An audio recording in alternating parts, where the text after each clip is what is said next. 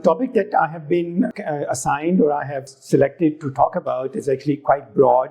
As you know, it talks about three important parts of the design workflow, and it also talks about the development from past, present, and future. So I will try to talk about both, try to combine these two things together in a way that we can understand how things are developing and where they are going. So the first thing that I want to emphasize is that the past, present, and future are actually not distinct time domains. These are overlapping because for some people, what is present, if for others is past, for others is future, because people who are on the cutting edge, for them, they're already in the future of the technology. Some people are in the present and some people still left behind following the old method. So past, present, and future doesn't mean time only.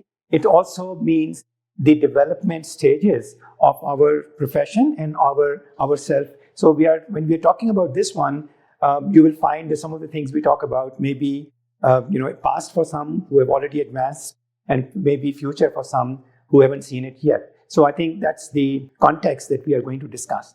Because we're talking about the past, present, and future, so I think we must start from the beginning as far as we can know the built environment.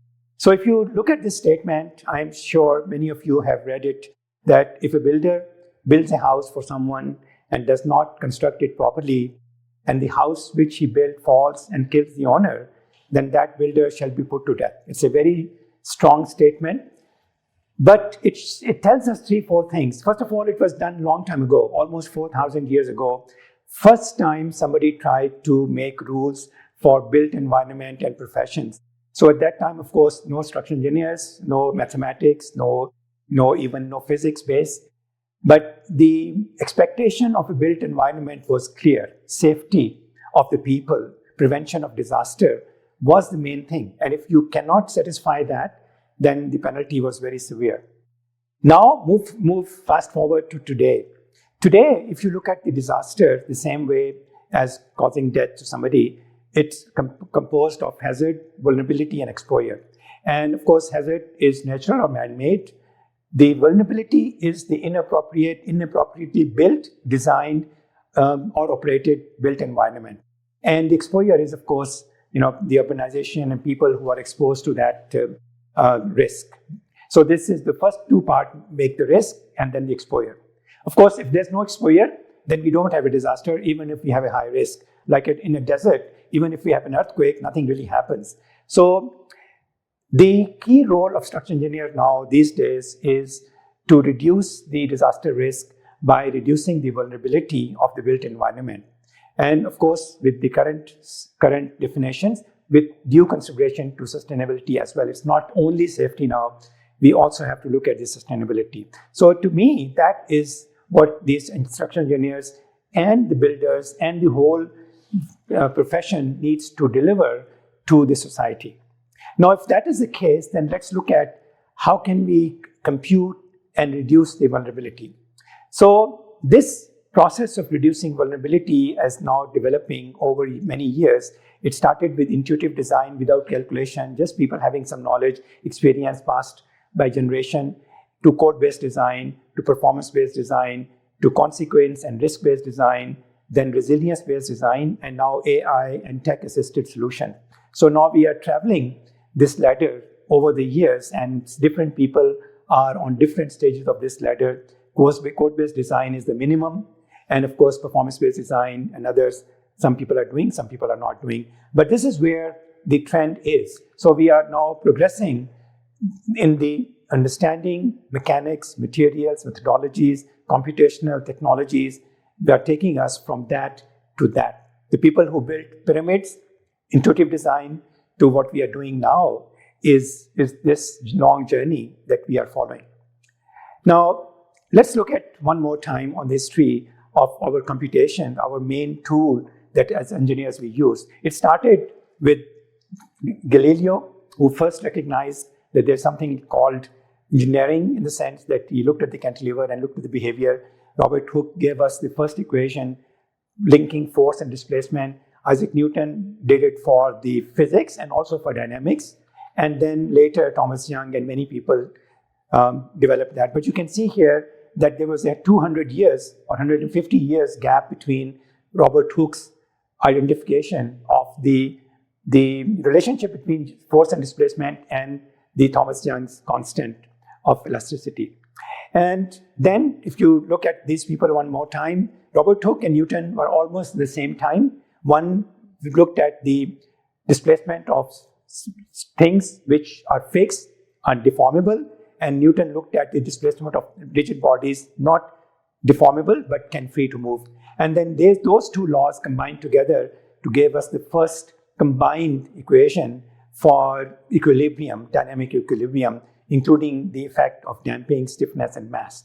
And then this one later, we modified it to include the effect of ground motion. So we were able to solve earthquake-related hazards and dynamics together by combining the basic concept. And then we realized that the response is not as what Robert Hooke envisaged, linear. It is nonlinear because we observe that things break and bend and deform, not at the same rate. So the nonlinearity came in.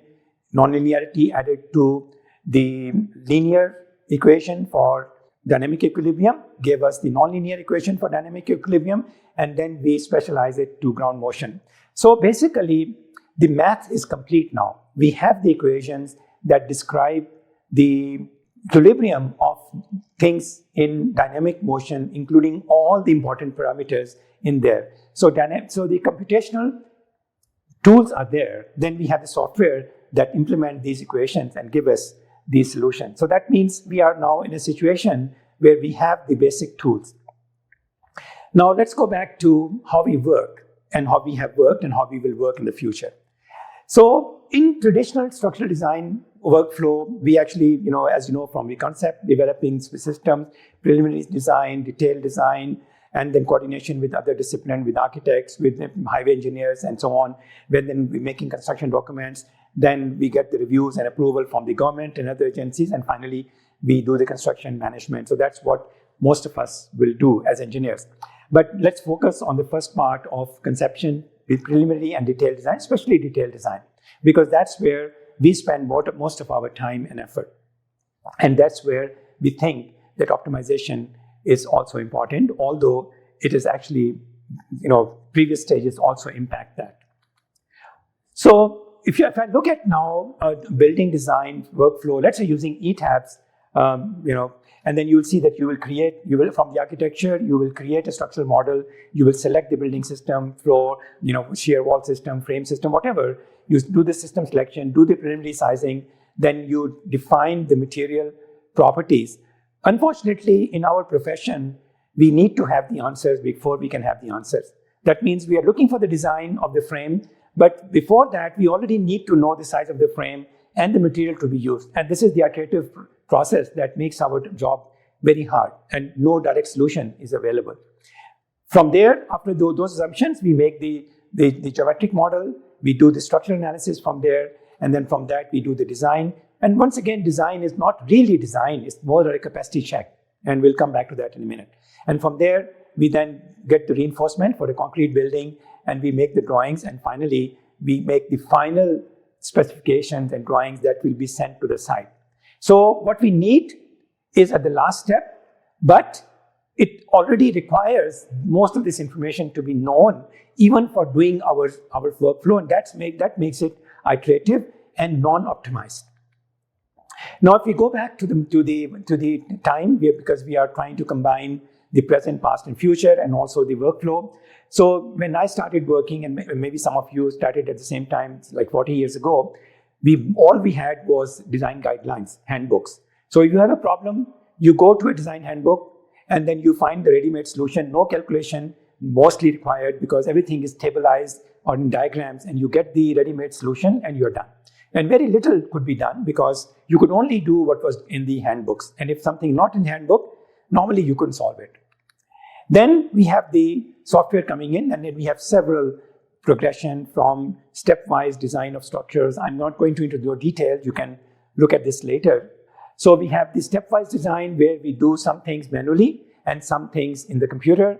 And then after that, we post-process, we do something manually. So it's a stepwise design. Some tools are available but mostly it's manual where data transfer from one to the other. Then we have semi-integrated design, where the software do a lot of the task, but we still have to do some Excel and some manual work and things like that. It's not fully integrated. Cost has to be calculated manually. BOQ, maybe some calculation, some reporting then has to be done manually. That's how it's developed. And then we have fully integrated design, in which one software can do everything from A to Z almost. And it gives you the final reports and even gives you the BOQ, the drawings and all. And this is possible for some of the structures, not for all types of structures, and we will look into that today. And then we have now the technologies coming in. So previously, structural engineers were doing everything by themselves and mostly within their field, but then computation came, IT and other things come. Now we have engineering inside, artificial intelligence and tech, and then collaboration with other disciplines and with other technologists to do this one. In fact, I was in Malaysia a couple of days and I found that over there is a term technologist that is now as a designation as engineer. So people write with their name engineer technologist. So those people who have also mastered the technologies, now they put that in their qualification and their title. So engineer, doctor, technologist is how they will call themselves, because technologies become part of the way that we work.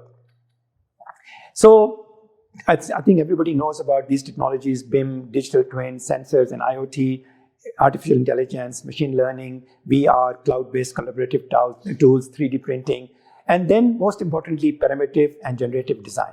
So these technologies have come in and they're helping us to improve the work we do, but also add some more work on how we do things. All right, so now the traditional workflow, architectural design to preliminary design to structural modeling, structural analysis, code-based design, and performance-based design, it goes in that step. But AI or tools can help us to skip some of the steps, because AI doesn't care about the process. It only cares about the data, input and output, and it can find the relation by itself. So if you feed enough architectural drawings and enough this final design, it can correlate them. And same is the case with performance-based design. So a lot of work has been done both at AIT and other places where we are able to use the design carried out by the team and train the data so we can jump from architectural design directly to code-based design, skipping in between. Of course, the design may or may not be reliable, but it gives you something without going through the process. And that's where the interesting things lie, to be able to skip some parts and still get a reliable answer. And then because of that, you can rethink the whole workflow. You can put AI and you can put all these things into the workflow and make this whole thing and rethink differently. Don't follow the traditional one, but rather, more innovative way of doing the exam. Use AI prediction, AI-powered analysis, AI-powered insight, and so on. AI-assisted model creation. I will show some of them. AI-driven optimization. So we can put AI or technologies many places in the workflow and get a new workflow that we can use more efficiently, not only for us, but also for the structures.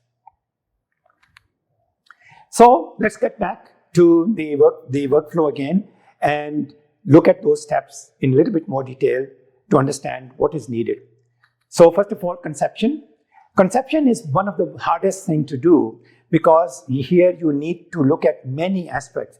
The structure is not alone. It is supposed to support other things: architecture, MEP, space planning, clearances, water, many things, the vertical transportation and everything. So structure cannot be independent. When you do the structural system selection, you have to satisfy all of the other disciplines also.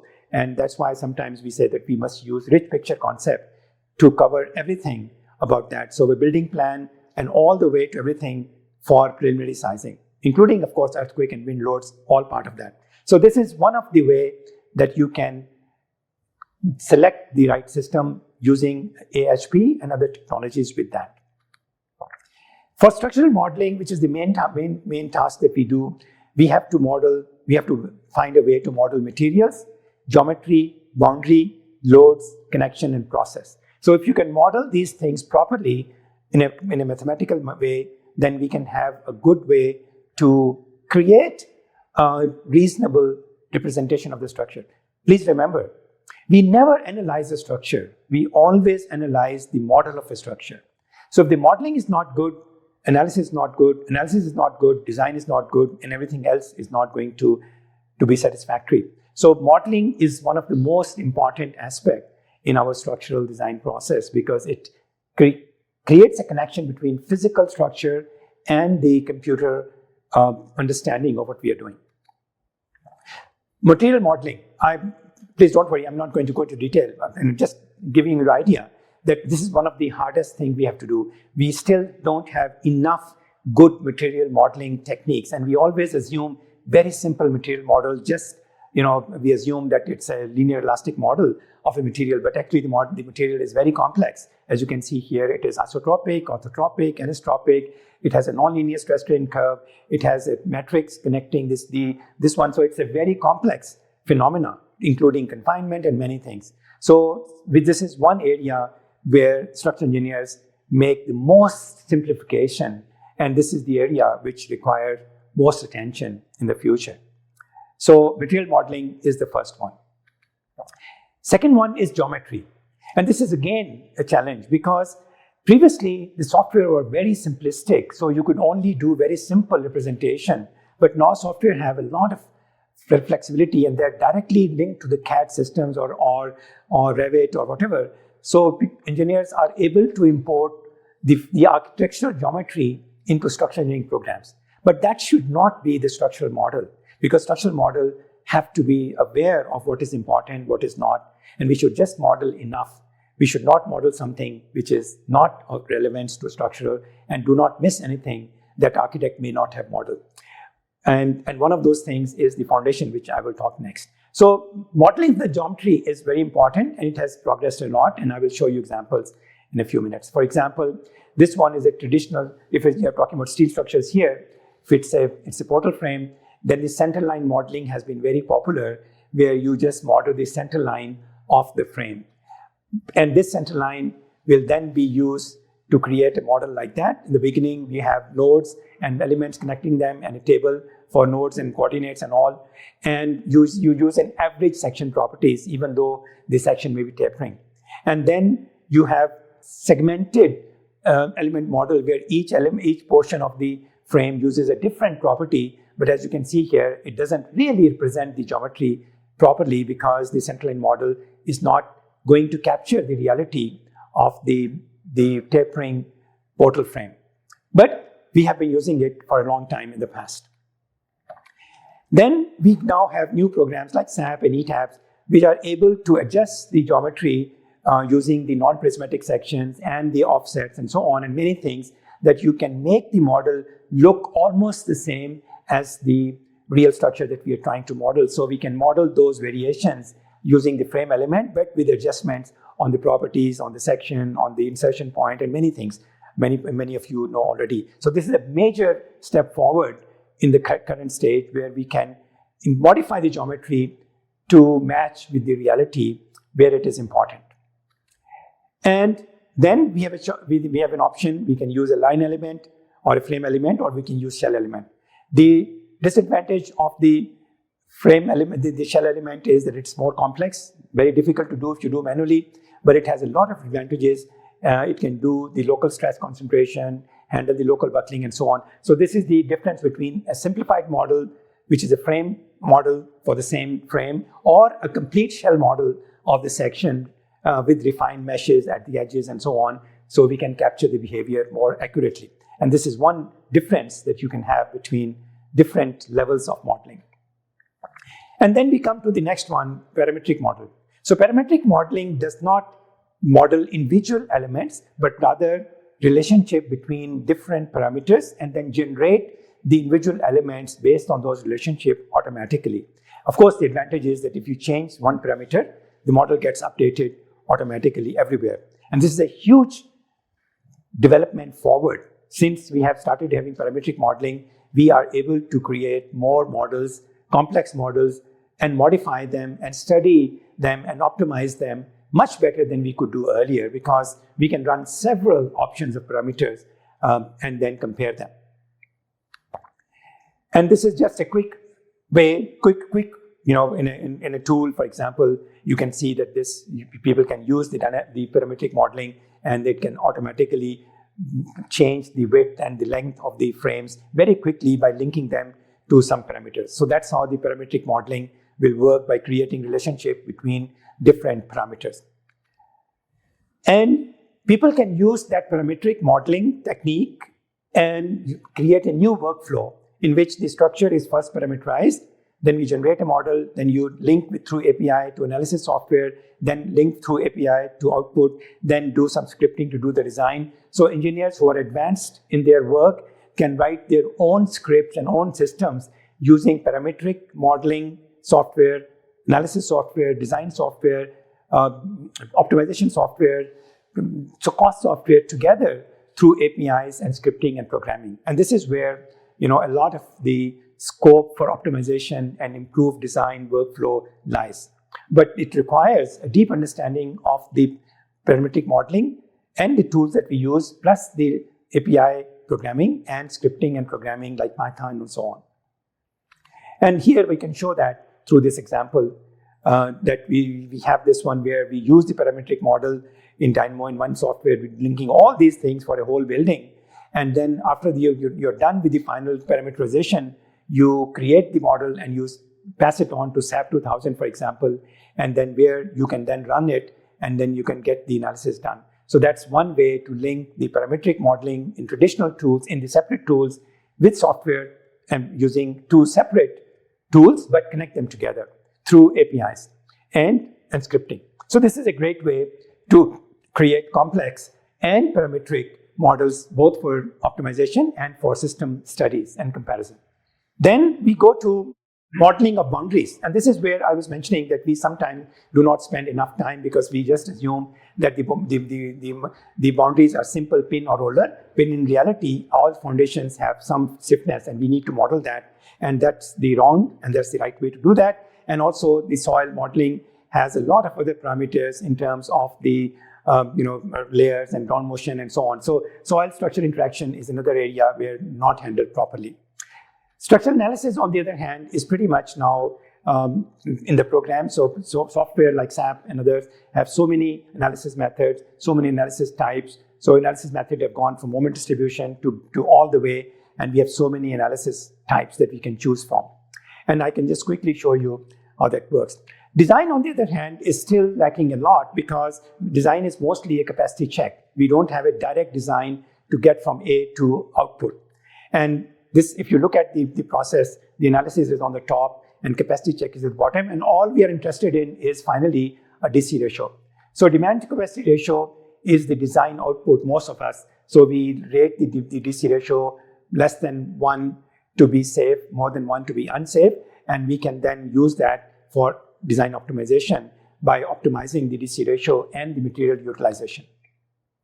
But optimization is much bigger than just DC ratio because we have to look at efficiency, effectiveness, and value. And this whole pyramid, we can break it down into many steps. Optimization, for example, is just finding the optimum value of one variable against the objective. And then a variable, and the minimum value will be optimal value. But normally, this will not give us a system optimization. We can only do local optimization, but global optimization is much more complex. So efficiency, optimization, effectiveness, we need to study these three things together to understand the problem completely. And we have to do the efficiency at all levels: materials, production, components, and system. Not just optimize the material, but everything on the workflow. So cost and performance can then be linked. We can make the optimization in such a way that we can reduce the cost and increase the performance at the same time. That will be the most optimum solution or most cost-effective solution. And then finally, we can link it to utilization ratio. For example, the DC ratio, distribution of the structure, how many percentage of members are fully utilized, how many are unsafe, and so on. So the best thing will be if we can keep most of the members in the highly utilized range of 0.5 to 0.7 or 0.7 to 1 DC ratio. So if we can get our structure there, that means we have a very cost-effective design and close to optimization, an effective one. And of course, then we can add about other things. For example, the different aspects of carbon emission and so many things into this analysis. So let's demonstrate all this through an example. So I'll go a little bit fast. So I've taken a simple structure, a steel warehouse building, to demonstrate the various stages of the development in the design process. So if you go through the manual full design, you would choose one frame, you will go to some book or handbook, look at the formula, calculate the bending moments, then go to a table and select the section. That's what you would do manually without any computer. Software assisted design is that you will take one frame in the beginning, create a 2D frame, analyze it, and then design it using some of the design tools for the section designers. This is an example from SYS designer that we developed a long time ago. So that's how the software assisted design works in the past or also in the present in some places. And then we have the integrated design like SAP 2000. So if you're using SAP 2000, for example, for the same building, you can create the entire building into one 3D model rather than using separate models. And then you can apply the loading, calculate all the loading, and apply the loading, all the frames with different wind loadings and all. And then you can see that you have an X direction, Y direction wind loading distributed properly based on the code equation. So a lot of time is required to do this one. And then you analyze it, you get the bending moments in various components, and then you get the DC ratios, and then your design checks are performed, and the whole thing is integrated. And you can also do some optimization, for example, auto selection of sections, optimize for deflection, optimize for natural period, or optimize for weight. So this can be done within that program. So that's the integrated design. Now let me come to fully parametric modeling and design, which goes one more step beyond what we have seen in the previous one. Here we combine the parametric modeling with the entire design process. So we can start with something and we have templates where you can modify the templates, material from the libraries, you can choose from there, and then you can just set the parameters into the structure, and the structure, like I showed you earlier, the parametric model is created. The advantage is that we are using parametric modeling within the software. We don't need another software. So you can model all of the kind of variations in a model, both for the geometry, from the section selections, from the way the purlins and bracing is done. So then you can observe the changes immediately. You can model the sag rod, you can model all of the components, the window framing. So the structural model becomes very close to the real structure. And that's the biggest advantage. You can even model the foundation, which will be automatically converted into the soil springs. So now you have a complete parametric model of the building in the same environment. Next step is the automated, next one is the automated load calculation. This is the biggest advantage of parametric design, that the loads can be calculated automatically, because this takes a lot of time to calculate those loads, and I will show you the time comparison in a minute. But here, because we know the geometry, we are able to calculate all of the loads in every direction, every kind, snow load, wind load, dead load, live loads, because the geometry is parametrically defined, and if you change something, the load also get recalculated automatically. And then we can include the various effects like P delta, additional loads, and other things into this one. Crane loading, for example, can be modeled, and then you can see how the loads are distributed everywhere. So this is once again the benefit of parametric modeling with automatic load computations. Then the analysis directly takes that parametric model and converts an internal analysis model using either the frame elements or shell elements, depending upon how we use it. And then you can analyze the whole structure or only part of the structure to understand and optimize. And that's why you can finally get the stresses, you can get the bending moments, you can get the shear forces, and so on. And then you can get the animations of the model shape. And as you can see, this is a full shell model. And because it's parametric, the engineers do not have to spend any time on the meshing. It's automatically done. So whether we use frame or shell, the time taken is the same for the user. And then you can get the bending moment diagrams, you can get the, for the frames, for the purlins, for that one. And the whole analysis is automatically completed. And you get all of the results that you need. And then we come to most important part is the integrated design and optimization. Because now analysis results are available and the parametric information is also available. So those two can be combined together to carry out the design and design check and calculate the distribution of the DC ratio in the structure. And that's one of the most important factor, because you can see how many percent members are in which range, and that you can tell us what is the utilization ratio and how efficient the design is and how economical it is. And then you can come back and then you can generate the report, look at for example, you look at the steel weight from this one, and then you can see that, okay, you have and then you can go back and you can optimize the thickness. You can run the optimizer and come back and compare the weight. As you can see, optimization reduce the cost immediately, and the effect can be seen within the software environment. So optimization now and the cost optimization as well as the DC ratio utilization can be checked in the same system. And then we can get a detailed report because ultimately we have to submit the report, and we can see that we can complete the design and get into a report that we can see, we can submit, we can with the figure, with the diagram. Once again, because we have the parametric model, which then can be used to generate the calculations, BOQ, cost estimations, and member sections, and even the local design of the members which are not part of the structure. And then we can have so many details that we can make. And that completes the workflow. Now let's look at the program UI. Obviously, I will not spend much time on it one, but this is very important because of the parametric nature. The UI can be designed to give a lot of help to the engineers to look at how they're doing, what they're looking at in a number of ways. And then, as you can see from here, and then we can see in different ways. You can see, the loads. You can see how the distribution of the different members is done at different cases. And now let's look at another aspect. As you can see here, you can focus on the stress flow.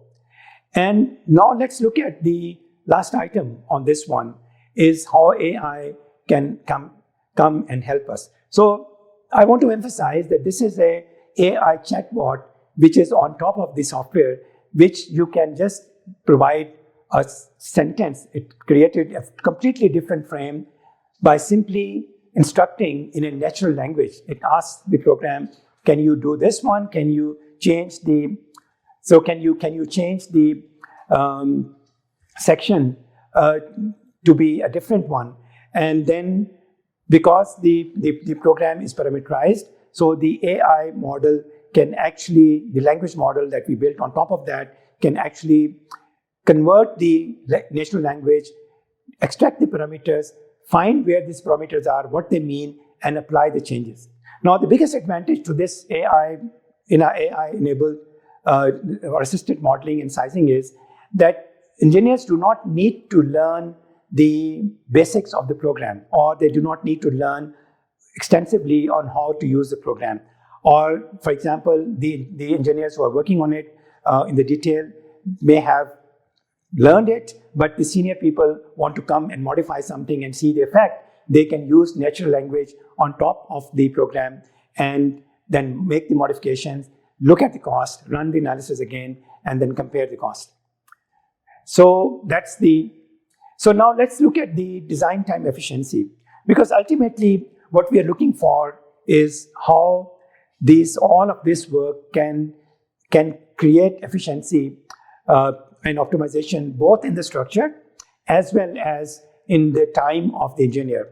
Now we have seen that the efficiency of the structure is represented by 3-4 key parameters. The first one is DC ratio. That means we must make the DC ratio of the members acceptable, but at the same time, most DC ratios should fall in a good range. That means they should be between 0.7 to 0.9 or more than 0.5. So that's the second efficiency optimization we can do by changing these sections automatically or through the optimization algorithm in the program by giving the limits on that one. The other one is the cost that we have already seen, that you can just look at the cost and then you can run the optimization one time, see the cost drop or go up. So we can run many times. Now, the one that I want to focus now is on the efficiency of the time of the engineers. So this is a comparison between a traditional modeling and analysis of the same building using, let's say, SAP 2000. And the second one is the parametric way of doing it using AI a little bit. And you can see that the time difference between doing these two design. One, it takes about 20 hours. Second one takes about 2 hours. So you can see that there's a 10-time reduction in the time required to do the same workflow. And not only that, but get much more answers. Because in the traditional one, optimization could not have been done. Because if you modify something, you have to do everything again. But in the parametric way of doing things, or integrated parametric way, with little bit assistance from AI, we can actually reduce the time significantly. So this is the design efficiency. So now, this structural engineering, we have to remember why we are doing all of this. And that brings us back to our mission. And we have to remain true to the mission of the engineer. And that means we have to design with intelligence, human and artificial, and not just calculation. That means the AI and technologies should not and will not replace engineers, but they may redefine the work that we do and how we do it. And that's what I've shown you in many slides, some a little bit hurriedly. But the point is that the future engineers should focus less on solving equations, which the programs can do much better, more on framing the problems, exploring the options, and validating the solution. And that's where all of the improvements in the workflow that I showed you, improvement in the parametric modeling that I mentioned, improvement in the way that we can study several alternatives that I mentioned, and of course, the use of the AI. So one of the advantages of AI that we have now is that we can train AI not only on the data which is available, but also on the data which we can synthetically generate. That means, for example, you want to train an AI solution to this AI solution to this building that we design. The engineers, we can use the same program and run, let's say, 5,000 or 8,000 or 10,000 different variations of this type of building, and automatically and then get the results from that, and then train the AI model in such a way that those parameters that we have for the building are linked directly to the cost. So if we develop that parametric relationship through AI, then the AI engine can predict the final output without going through the process. Because this is generated using valid data, that means engineering calculations are already satisfied, the DC ratios are already satisfied, the optimization is already satisfied. So AI can produce reliable results or reliable prediction for the design of the structure which is defined by those parameters. So if we say, okay, that many bays this height, then we get one answer from AI. If we have different bays, different span, we get a different answer from AI. But that AI is trained on the true data, which is already validated, and that's the key point. So the structural engineering AI assistance is not just based on ChatGPT or something, but rather on AI developed by structural engineers using valid structural engineering data. So now we can think of AI and technologies as the new apprentice, which can, for learning and also suggesting solutions. And as you can see here, that this whole technology journey has just begun a few years ago. And we can all feel that the development is going very fast. So we can say that even though the tools are changing, but the mission of the structural engineers remain the same. And that mission is obviously that we have to reduce the disaster risk by reducing the vulnerability of the built environment with due consideration to sustainability. So now this statement that I made in the beginning is, I think, has so many depths in it that first of all, we must reduce the disaster risk for the community. And the thing which is in our hand is the reducing the vulnerability. That means make the structures not vulnerable, strong, reliable, no drift, no cracking, whatever you define vulnerability of all of the built environment. That means bridges, buildings, towers, anything that is built requires structural engineering.